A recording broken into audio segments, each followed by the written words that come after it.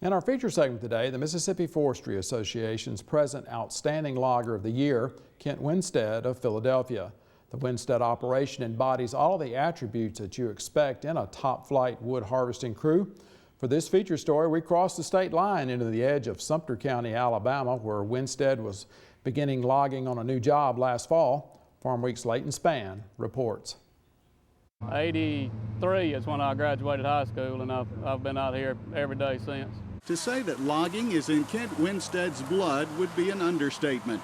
In 1978, as a teenager, he was already working part-time in the woods. That's Kent on the left in this photograph. His father, Jeff Winstead, is in the center, and Kent's brother, Terry, is on the right.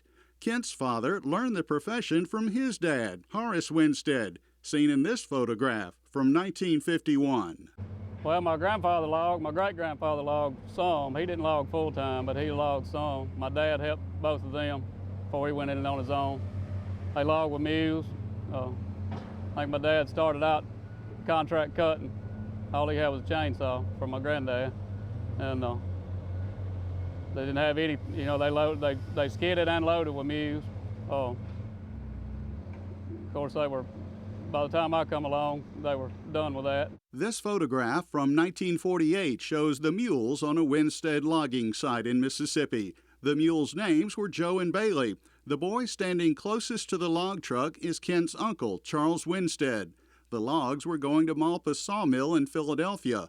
The man on the right in the photograph is Kent's great-grandfather, Hugh Winstead. The boy on the right is Kent's father, Jeff Winstead. Fast forward to 2013, 65 years later, and Jeff Winstead can still be found on a job site some days, helping out his son Kent whenever and however he's needed. He sold out to my brother-in-law and myself in June of 88. We stayed together till October of 90, and been on my own ever since. Today, Kent Winstead Logging has 2 harvest crews, which usually operate together, and 4 company trucks. Altogether, there are 12 employees plus another 6 contract haulers. We're on a job that Kent began in September 2013 in the edge of Alabama, east of Porterville and Kemper County, Mississippi. I'm cutting for Weyerhaeuser Company, and Weyerhaeuser bought this tract from University of South Alabama. It's a 285-acre tract. We got 4 patches on it that had never been thinned. I think they total about 70 acres of those 4 patches together.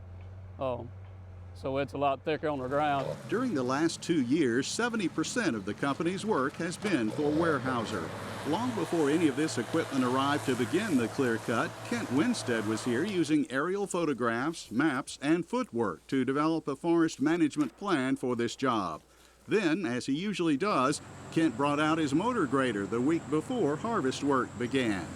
There were old roads here, but they were in pretty bad shape, so I got my dozer and motor grader over here a few days before the crew and started working on them and get them shaped up, ditches opened up, ruts filled up, whatever has to be done. From the very beginning of each job, Kent's management plan always emphasizes the prevention of erosion, protecting water quality, and protecting soil quality on the site. We water bar the roads, stabilize them, make sure we don't have any erosion. Skid trails, we slash them. If it's on bad hills, we water bar them and then slash them. Any stream crossing, we try to minimize crossings. This track, I'm not going to cross the stream zone at all. I'll come in from the other side to get the rest of it. Landings are placed as far from any streamside management zone as possible. Soil quality is also protected by spreading slash on the entire track for natural fertilization. Soil compaction and rutting is minimized by the use of flotation tires on the equipment. These best management practices here and on every job by Winstead Logging emphasize Kent's definition of sustainable forestry and what it means to him. Managing the forest for today's needs and the needs of future generations. Pretty much a tree today for a tree tomorrow. The first priority for Kent Winstead during all operations is the safety of his crew. The company has a business safety plan that outlines the best practices to be followed by all employees. For example, everyone on a job site, including this visiting reporter, is required to wear personal protective equipment. Also, each equipment operator and truck driver follows what's known as the all-clear process when on the job. They look and make sure that anybody's on the ground, they know where they are, make sure they're out of the way. And then the last step of the process is to blow the horn before they start movement. There is also a policy about not walking within 10 feet of an operating piece of equipment, such as a feller buncher or skidder on the job site. Before anyone on the ground enters the so-called 10-foot circle around such pieces of equipment, the engine must be turned off by the operator. You know, before anybody can walk up, you have to kill the machine.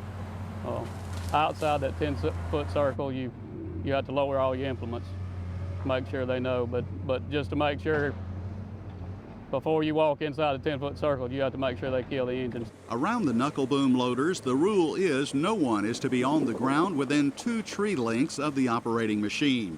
Each piece of equipment owned by Winstead Logging has a radio so that operators can communicate with each other at all times. Kent only has one crew member who is routinely on the ground on a job site. That is the trim man who goes around each departing load of wood to make sure there's nothing that will fall off on the highway. There are safety meetings each month in order for employees to receive alerts as well as reminders about best practices. The last lost time accident occurred in 2005 when a loader operator slipped off a trailer and sprained his ankle. The only other accident occurred in 1993. Winstead Logging's rolling stock includes 2 feller bunchers, each equipped with a saw head for clear cutting and thinning. There are 2 skidders, and there are 2 knuckle boom loaders, each with a delimber.